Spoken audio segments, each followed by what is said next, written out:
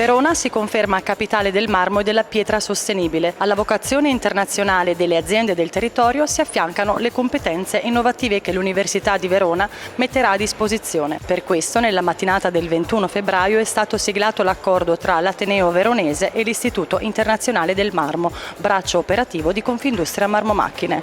È un appuntamento importante perché consente di proiettare l'Ateneo nelle relazioni con le imprese di questo settore, estremamente importante per l'economia nazionale, per l'economia regionale, per l'economia locale. Verona è la prima provincia italiana con riferimento all'export e assieme a Vicenza, che è la quarta, grosso modo controlla circa un terzo delle esportazioni italiane di marmo. Il focus di questo accordo è un focus che riguarda essenzialmente l'economia circolare per rendere sostenibile il settore e l'attività nella sua interezza. Quali sono gli obiettivi di questo accordo?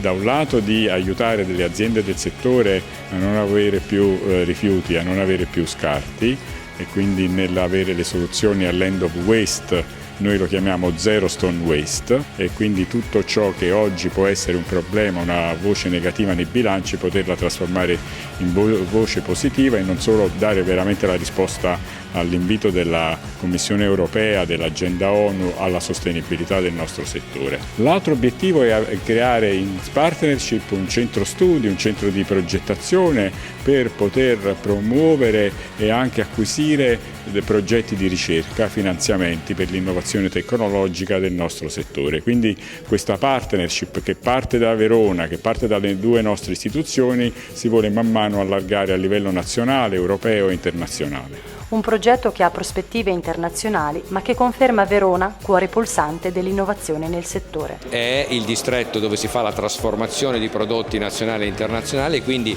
i risultati che si possono ottenere anche a livello dello studio dei materiali lavorati è e sarà eccezionale.